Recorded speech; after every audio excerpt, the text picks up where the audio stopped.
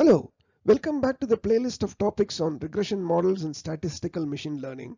I am Hemakumar Kasala, and as part of this video, we learn in detail about multicollinearity in multiple linear regression models.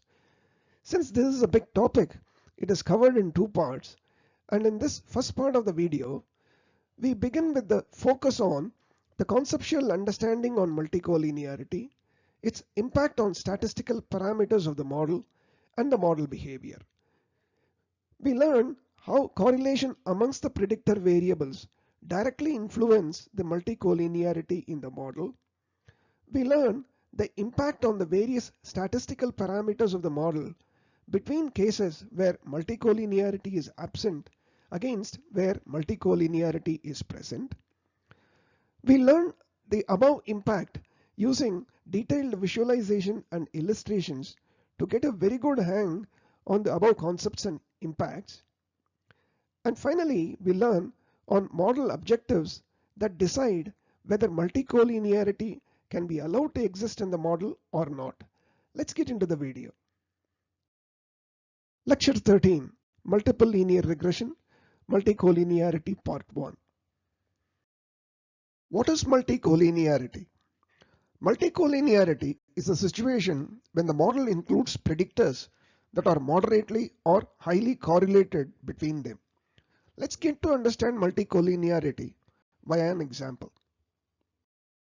Using the data set here, we wish to examine the relationship between the blood pressure BP of 20 individuals, which constitute the response variable, and the rest of the measurements of those individuals, which constitute the predictor variables.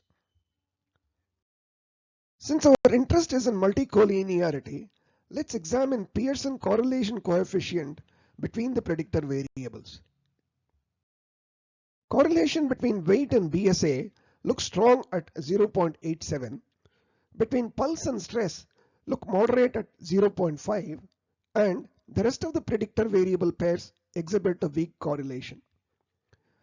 We expect BSA and weight variables to introduce multicollinearity into the model when included together, and we shall examine the impacts of the same. Before that, understanding the statistical outputs of the model when poorly correlated predictors are included will help us understand the impact caused by including strongly correlated predictors. As we can see, the predictors BSA and stress show the least amount of correlation between them, so let's regress the response BP on BSA and stress and explore the model. We shall create three models and compare the outputs between these three models.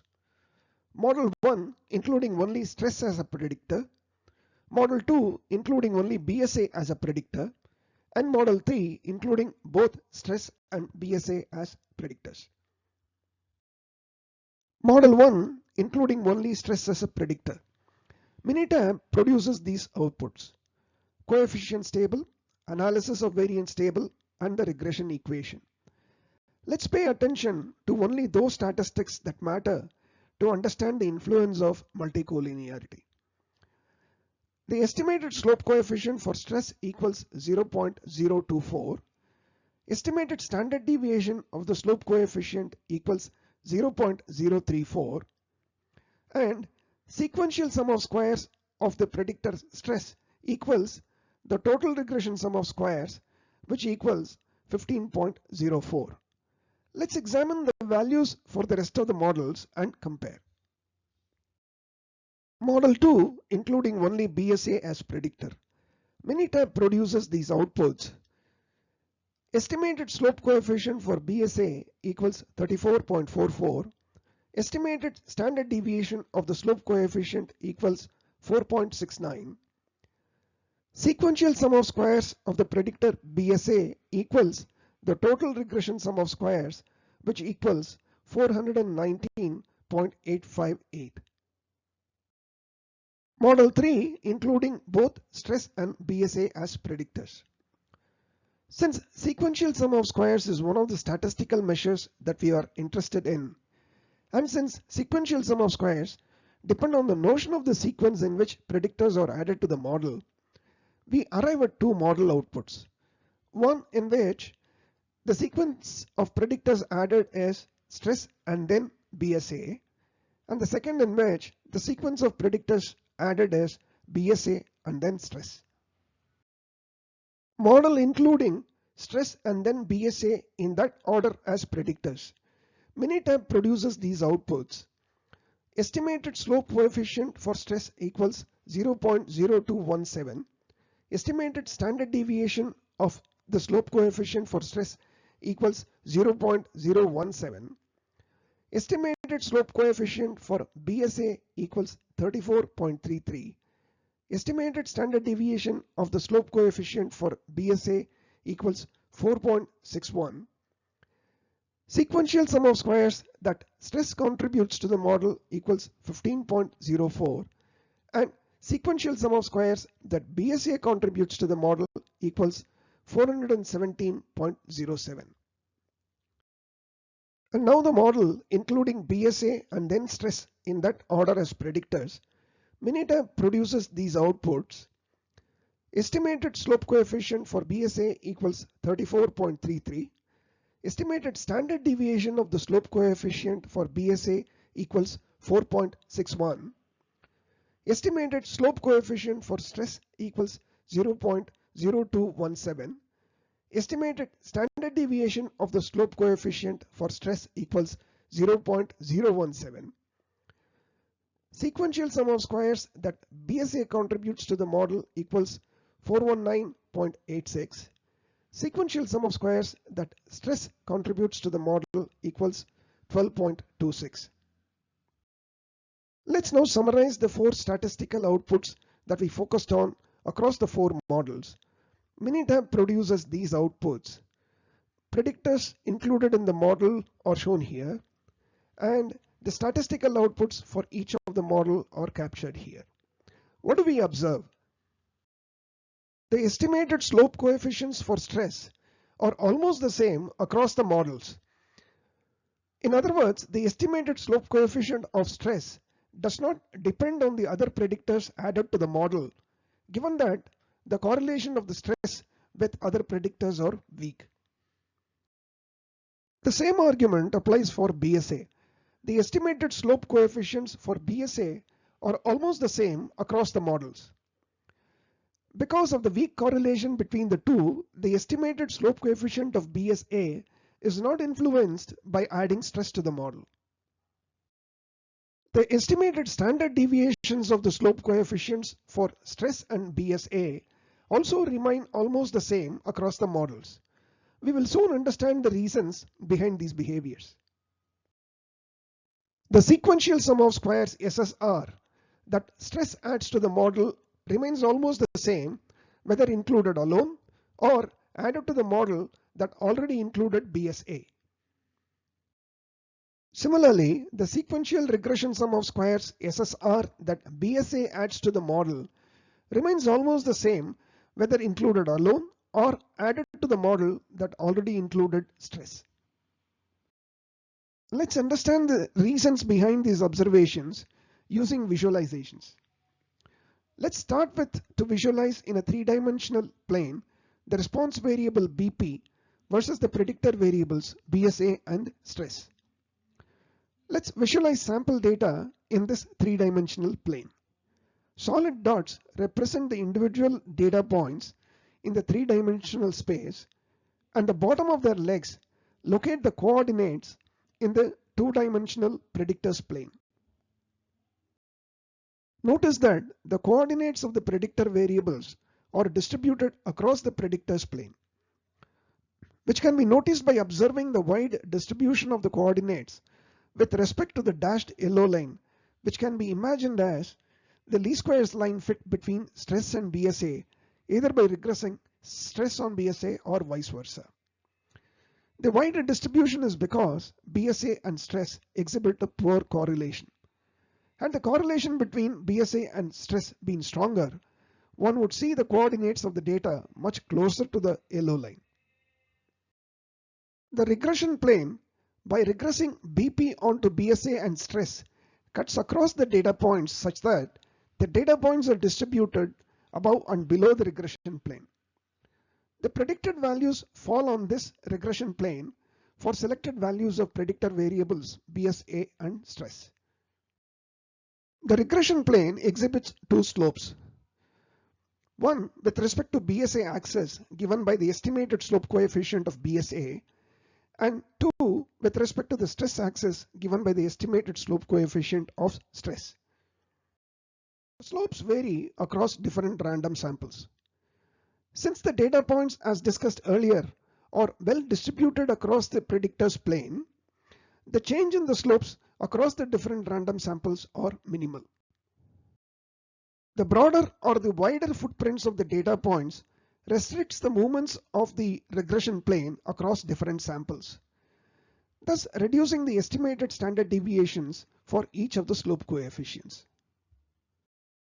That explains why the standard deviations of the slopes are lower when both predictors that are weakly correlated are included in the model. For any given value of BSA and stress, for example say x1, x2 respectively, the predicted response for BP, say y, falls on the regression plane. Location of the predicted response y on the regression plane is determined by the estimated slope coefficients of both BSA and stress. Since the predicted response is determined by two slopes, the estimated slope coefficients drop from one predictor only scenario to two predictors scenario. Sequential sum of squares is a function of the respective slope. Unlike in the case of individual slopes, you can observe that the SSR values too drop from single predictor scenario to two predictors scenario.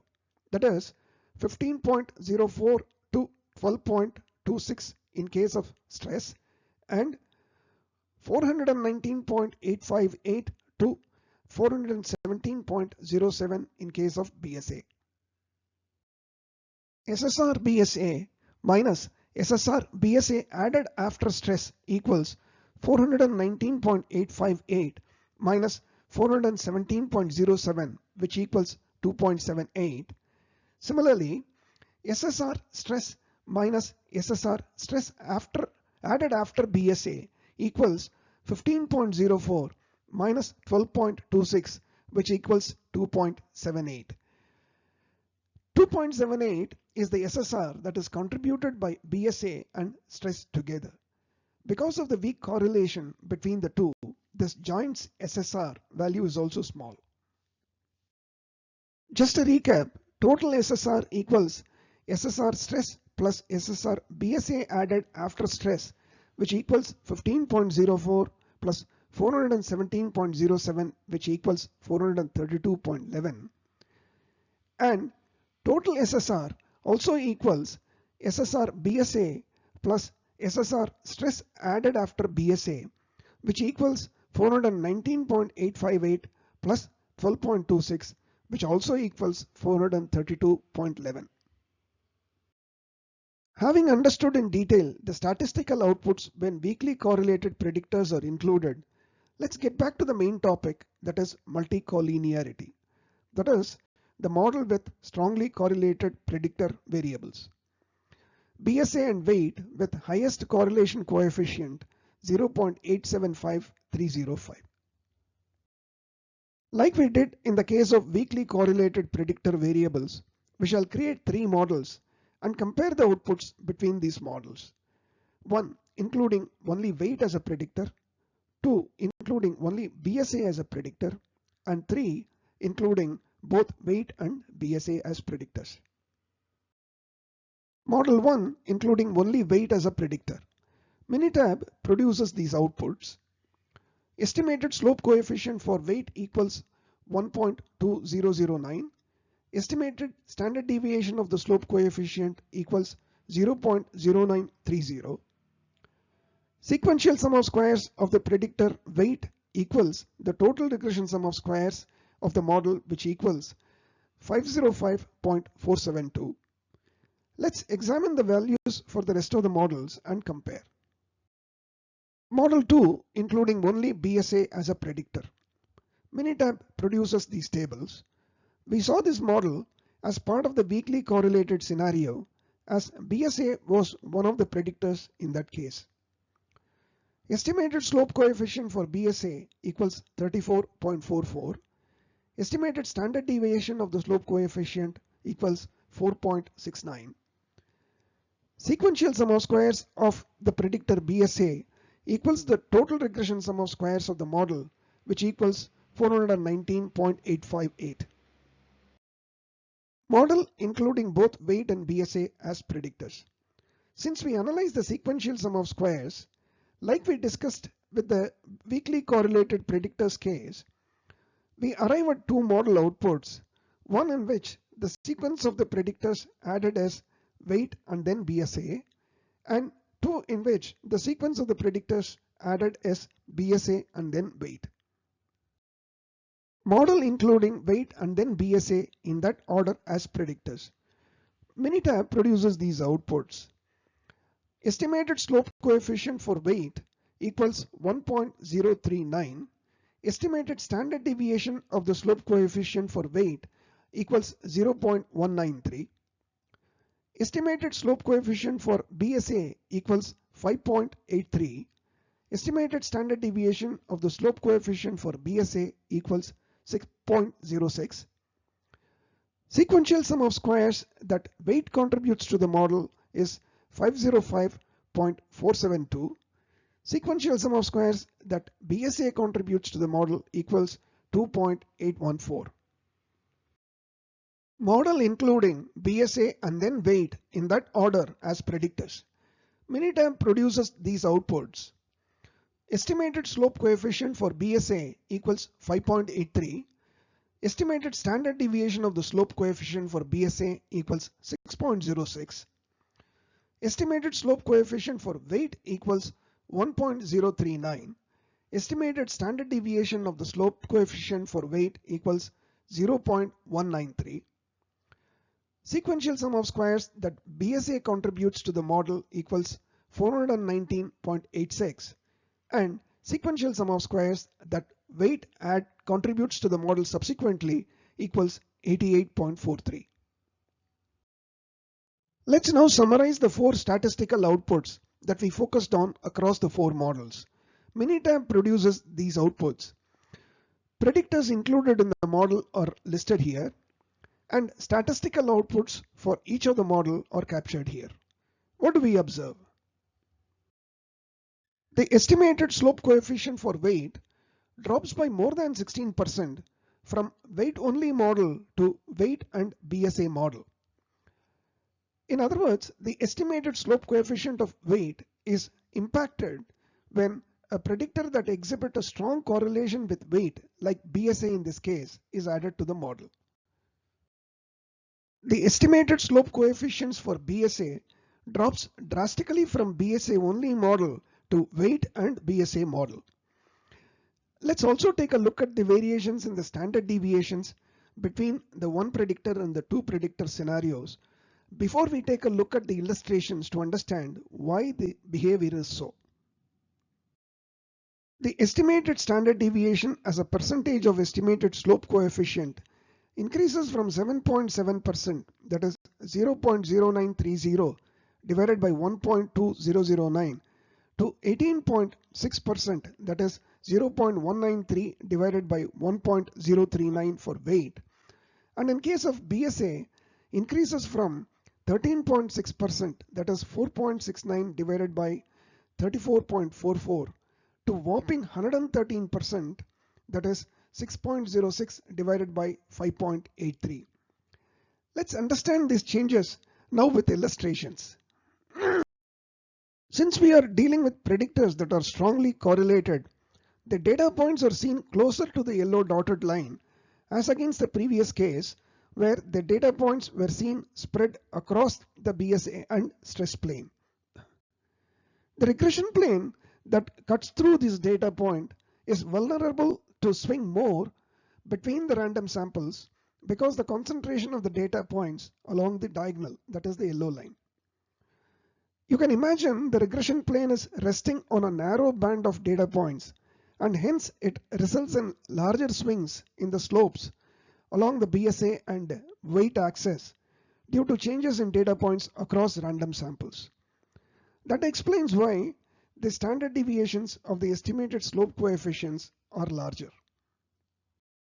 But why is the estimated standard deviation for BSA is 113% of its estimated slope coefficient as compared to weight, which is 18.6%? Let's take a look at the scatter plots of BSA and weight versus the response variable BP for possible reasons. It is evident from the scatter plots that the linear correlation between weight and BP is much stronger with Pearson's correlation coefficient at 0.95 as against the one between BSA and BP at 0.87. That explains the large standard deviation of the estimated slope coefficient for BSA as against the one for weight. The increase in the standard deviations result in reduced precision in estimating the slope coefficients. As we know, the large standard deviations result in wider confidence in prediction intervals, and hence the probability the estimates fall away from the population values is high, reducing the precision in the estimated slope coefficients. Regarding the estimated slope coefficients, we need to understand the drop in their values from the very basic definition for the slopes in the two predictor variables scenario. In case of single predictor scenario, the estimated slope coefficient is interpreted as the increase in the response variable for every unit increase in the single predictor variable. Whereas in case of a multiple predictor scenario, the estimated slope coefficient for each of the predictor variables is interpreted as the increase in the response variable for every unit increase in that predictor variable, while keeping the other predictor variables unchanged. In other words, keeping the other predictor variables constant.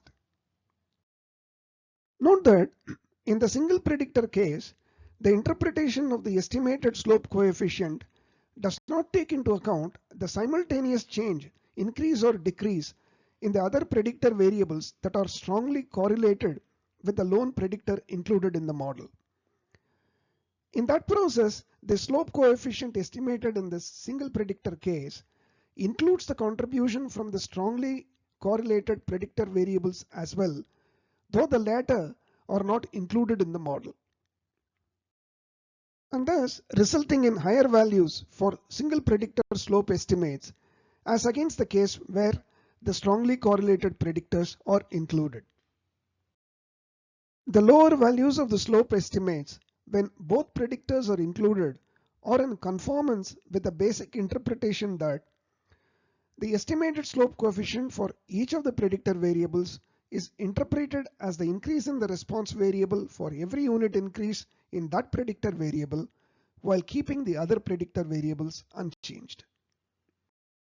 Keeping weight unchanged, meaning keeping it constant, results in lower slope estimate for BSA. Similarly, keeping BSA unchanged results in lower slope estimate for weight.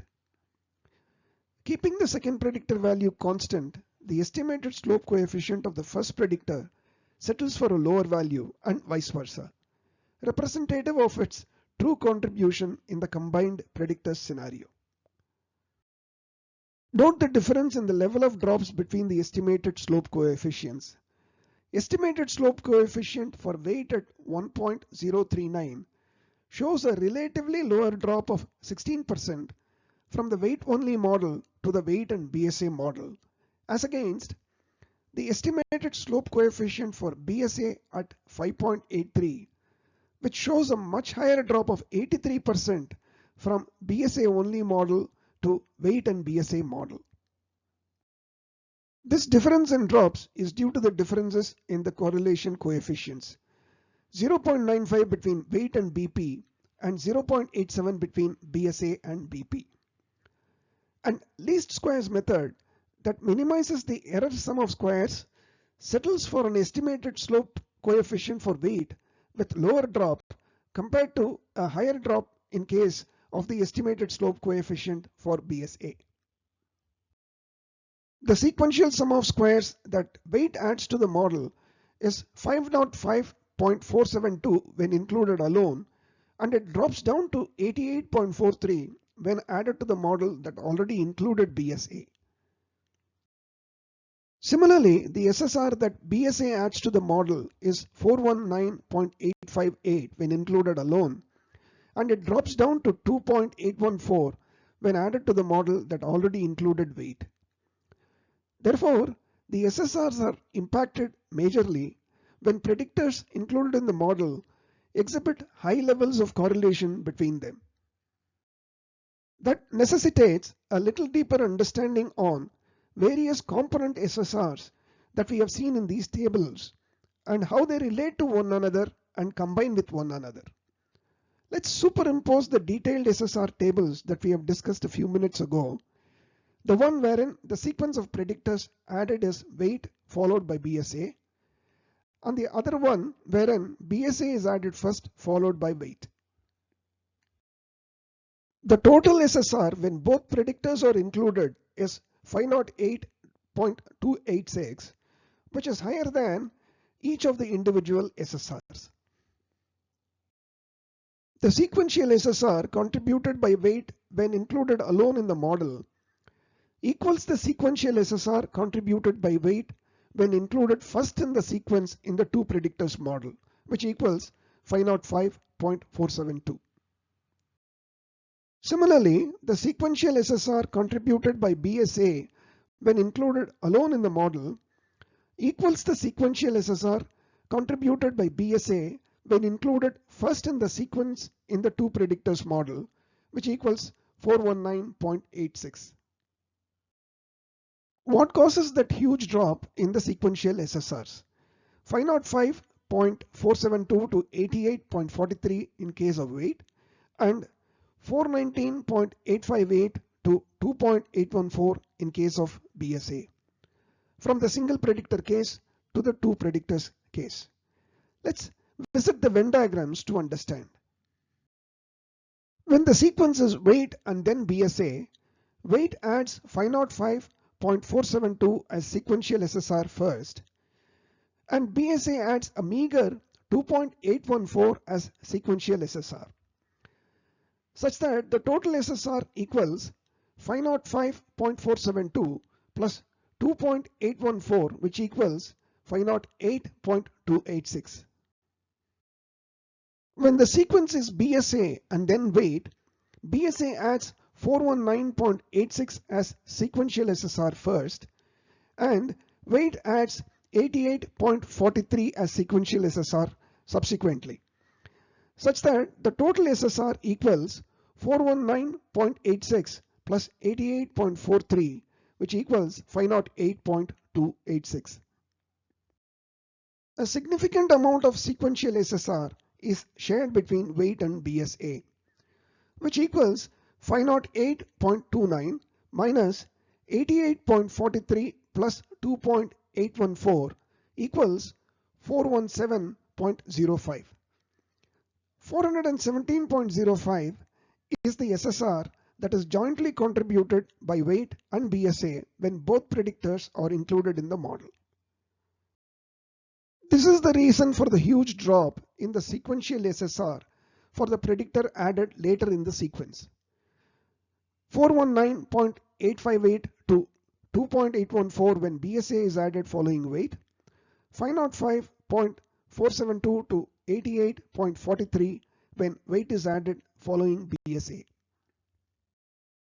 BSA in the first case above and weight in the second case already includes the joint contribution, leaving only a small part of the sequential SSR to be exclusively added by the predictor added second in the sequence. The important message to be noted here is that the joint contribution forms a big part of the total SSR when the predictors are highly correlated.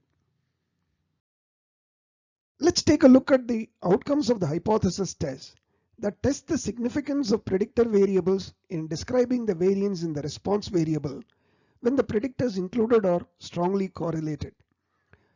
In other words, let's check the p-values associated with the estimated slope coefficients of each of the predictor variables in all the scenarios.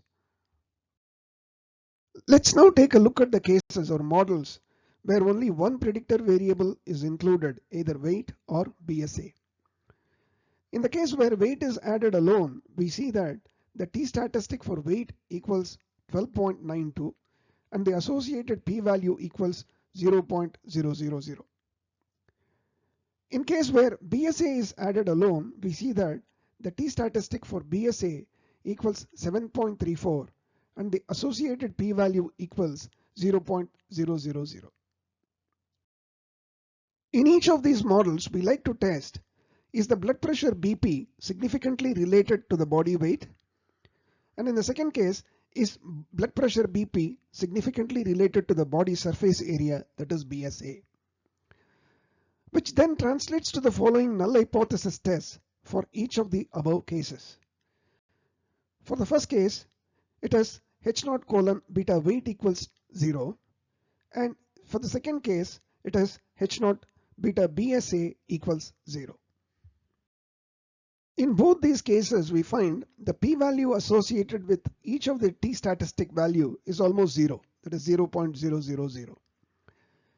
With significance level equal to 0.05, which is more often the value chosen, p-value is less than 0.05. Thus, outcome of the hypothesis test strongly suggests that the null hypothesis in both cases can be rejected. In other words, the hypothesis test presents strong evidence that suggests in the first model, blood pressure BP is significantly related to the body weight, and in the second model, blood pressure BP is significantly related to the body surface area BSA. Now let's explore the model that includes both predictor variables, weight and BSA, that are strongly correlated. And check the results of the hypothesis test, in other words the p-values, that validate the significance of the relationship that each of the two predictor variables present with the response variable blood pressure, that is BP. We present both cases wherein sequence of adding the predictor variables are altered. We see identical t-statistic and p-values in both cases as they should be. Please recall, in multiple regression, the final set of predictors included in the model decide their individual t-statistics and not the sequence in which they are added. In both of these cases, the p-value of the t-statistic associated with weight is 0.000, and therefore the hypothesis test rejects the null hypothesis and favors the conclusion that blood pressure BP is significantly related to the body weight. But the same is not the case with the body surface area BSA though. In both of these cases, the p-value of the t-statistic associated with BSA equals 0.350, which is greater than 0.05. The hypothesis test fails to reject the null hypothesis, which maintains blood pressure BP is not significantly related to the body surface area BSA. BSA, which was significantly related to BP when included as the lone predictor, becomes insignificant in describing the variance in the response variable BP when weight, which exhibits a strong correlation with BSA, is included in the model. This happens because weight, which is significantly related to BP, describes most of the variance in the response variable BP, that it leaves little room for BSA to describe the variance in BP. And hence, p-value for BSA is much higher than the significance level 0.05. We already learned why weight dominates over BSA in describing the variance in the response variable BP. Let's now summarize the impacts caused by including predictors that are highly correlated between them. Summary of the impacts due to multicollinearity. Number 1. The estimated slope coefficients of predictor variables are impacted when they are highly correlated. In other words, the estimated slope coefficient of a predictor variable depends on which other predictor variable or variables are added to the model. Number 2. The precision of the estimated slope coefficient of a predictor variable reduces when more predictor variables are added to the model that are correlated with the one already included in the model. Number 3. The regression sum of squares added exclusively by a predictor variable depends on which other predictor variable or variables are added to the model. In other words, the error sum of squares reduced exclusively by a predictor variable depends on which other predictor variable or variables added to the model. Number 4. The hypothesis test for the population slope coefficients H0 beta k equal to 0 yield different conclusions depending on which predictors, highly correlated predictors, are included in the model. Therefore, multicollinearity must be avoided at all costs during the model building if the objectives of the modeling exercise include measuring the contribution of each predictor variable in describing the variance in the response variable, or in other words, estimating and eventually validating via hypothesis test the slope coefficients of the predictor variables. However, multicollinearity is not something that must be avoided at all costs during model building if the sole objective of the modeling exercise is either to estimate mean response μy or to predict the value of the response variable yx given the set of predictor values. Multicollinearity is allowed in the above case. Let's understand why. We learned that the regression plane swings a lot across samples when predictors are correlated, resulting in the vertices move up and down across samples significantly. However, the part of the regression plane in the middle, where the data points are concentrated, swings only to a limited extent. Therefore, the estimated mean or the predicted response value that lies around the center on the regression plane does not change a lot across samples. Hence, the model could still deliver reliable estimates for the mean and predicted values of the response variable for a given set of predictor values. Let's check this out with the real data. Suppose we are interested in predicting BP, the response, for a person whose body weight equals 92 kg and body surface area BSA equals 2 square meters. The regression equation we arrived at earlier for the model that includes a single predictor variable, that is weight alone, is given by BP hat equals 2.21 plus 1.2009 multiplied by weight. Substituting 92 kgs for the weight in the above equation, we arrive at the predicted value for BP for a person whose weight equals 92 kgs as BP hat equals 2.21 plus 1.2009 multiplied by 92, which equals 112.6928. The regression equation for the model that includes a single predictor variable, that is BSA alone, is given by BP hat equals 45.18 plus 34.44 multiplied by BSA. Substituting 2 square meter for BSA in the above equation, we arrive at the predicted value for BP for a person whose BSA equals 2 square meter as BP hat equals 45.18 plus 34.44 multiplied by 2, which equals 114.06. The regression equation for the model that includes both predictor values, that is weight and BSA, is given by BP hat equals 5.65 plus 1.039 multiplied by weight plus 5.83 multiplied by BSA. Substituting 92 kgs for weight and 2 square meter for BSA in the above equation, we arrive at the predicted value for BP for a person whose weight equals 92 kgs and BSA equals 2 square meter as BP hat equals 5.65 plus 1.039 multiplied by 92 plus 5.83 multiplied by 2, which equals 112.898. Minitab calculates the predicted values for these three different models and presents the same along with the respective confidence and prediction intervals as follows. One can notice that the predicted values and the confidence and prediction intervals do not differ much across these three models.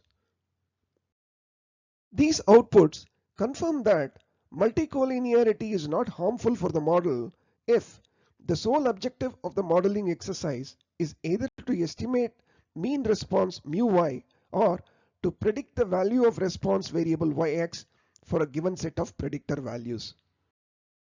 That concludes our understanding on the concepts behind multicollinearity, its impacts and consequences, and brings us to the end of the lecture on multicollinearity part 1 in multiple linear regression models. See you back soon with the next lecture on part 2 on this topic on multiple linear regression models. Bye for now.